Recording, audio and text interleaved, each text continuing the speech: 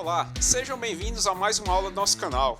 Não deixe de se inscrever e deixar o seu like.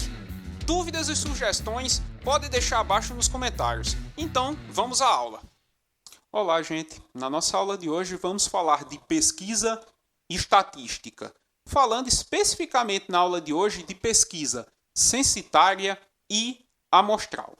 Então, observe que em estatística temos dois tipos de pesquisa, que são a censitária e a amostral. Em nossa aula de hoje começaremos aqui com a pesquisa censitária. Então, observe que na pesquisa censitária, todos os elementos de determinada população são pesquisados. Observe também que as pesquisas censitárias de grande porte, em geral, são mais demoradas e há um custo maior em pesquisar todos os elementos da população de interesse. Observe que em uma pesquisa censitária, todos os elementos de uma população são pesquisados.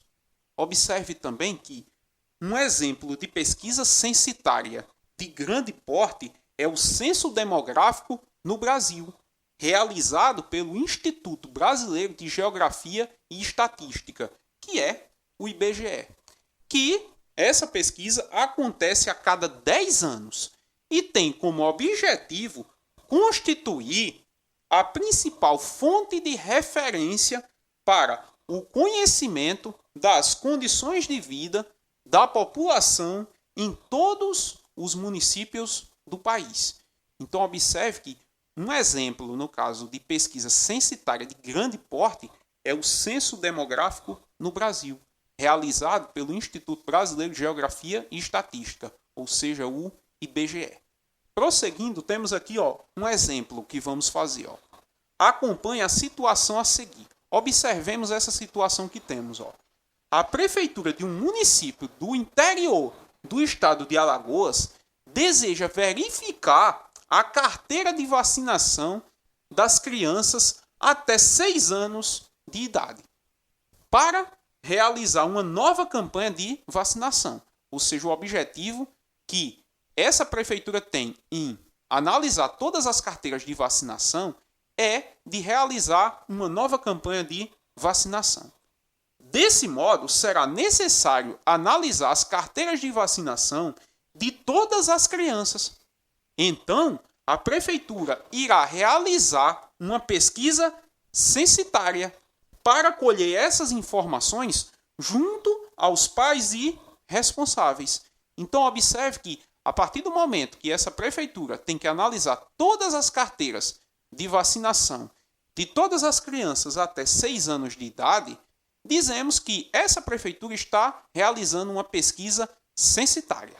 Observe também que, com a pesquisa, a prefeitura saberá quais e quantas vacinas deverá aplicar nas crianças durante a campanha. Então, observe que, quando essa prefeitura analisa todas as carteiras de vacinação dessas crianças, observe que, a partir dessa pesquisa censitária, é possível saber quantas e quais são as vacinas que essas crianças devem tomar. Então, prosseguindo, há casos em que não é possível observar toda a população de interesse, em geral, por questões econômicas e por prazos menores. Por exemplo, uma livraria pode não ter recursos financeiros suficientes para saber fazer uma pesquisa de opinião com todos os seus clientes, ou levaria muito tempo para ter os resultados. Observe que, para resolver essas dificuldades, ou seja, a questão econômica e a questão do tempo, existe a pesquisa amostral. A pesquisa amostral, ela é feita com uma parte pré-determinada da população de interesse. Então, observe que a pesquisa amostral, ela é feita com uma amostra da população de interesse. Ou seja, a pesquisa amostral ela é feita com uma parte pré-determinada da população. E observe também que a pesquisa amostral ela apresenta pontos fortes na questão econômica, ou seja, é uma pesquisa que vai gastar menos dinheiro, e também é uma pesquisa que vai gastar menos tempo para ela ser concretizada, ou seja, para ela ser feita. Então, a pesquisa amostral ela apresenta como pontos fortes a questão de gastar menos dinheiro para fazer essa pesquisa e o tempo para a realização dessa pesquisa ele é menor. Agora observe o seguinte também, que por outro lado, a escolha da amostra deve ser feita seguindo critérios rigorosos para que o resultado da pesquisa represente o mais próximo possível a opinião ou característica de toda a população de interesse. Então, em uma pesquisa amostral, o mais importante é saber fazer bem a escolha dessa amostra, certo? A escolha dessa amostra deve ser feita seguindo critérios rigorosos para que o resultado da pesquisa represente o mais próximo possível a opinião ou característica de toda a população de interesse. Prosseguindo, vamos observar agora esse exemplo que temos aqui. Acompanhe a situação a seguir. Vamos observar essa situação que temos.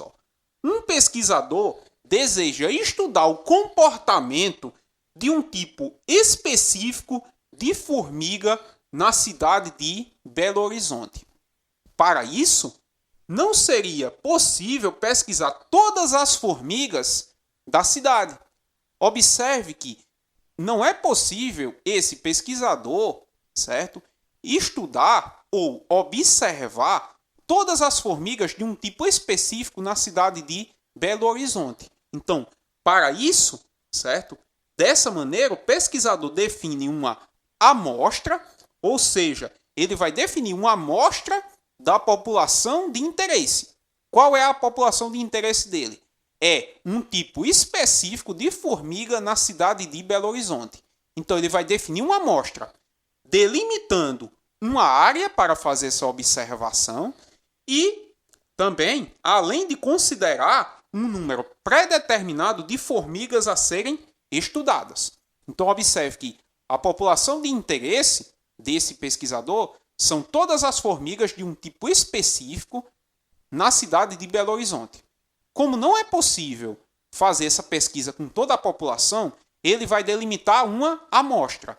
Observe que essa amostra vai ser feita sendo delimitada uma área específica, ou seja, uma área onde essas formigas residem, e considerar um número pré-determinado de formigas a serem estudadas. Então, prosseguindo, vamos pensar agora no seguinte. Para definir uma amostra adequada, é importante estabelecer alguns critérios, tais como: primeiro critério, definir um perfil da amostra para saber quais características serão pesquisadas, como, por exemplo, idade, sexo, região de domicílio e etc. Então, prosseguindo, segundo critério, entender que, mesmo definindo um perfil e um questionário adequado, há uma margem de erro que deve ser considerada porque estamos trabalhando com estimativas e não valores absolutos. Observe que, para isso, devemos assumir uma margem de erro adequado para a pesquisa. Observe agora o exemplo que temos aqui. Por exemplo, em pesquisas eleitorais, as margens de erro variam entre 2% e 5%, dependendo do instituto que realiza a pesquisa. Prosseguindo, temos aqui o nosso terceiro critério, que diz o seguinte: definir o tamanho da amostra com base na população total e na margem de erro estabelecido como aceitável. Observe que quanto maior a população e menor o erro estabelecido, maior deverá ser o tamanho da amostra. Então, observemos agora esse nosso último exemplo que temos. Por exemplo, realizar uma pesquisa envolvendo as crianças até 6 anos em um município com 30 mil habitantes é diferente de realizar essa pesquisa em território nacional. E assim finalizamos nossa aula.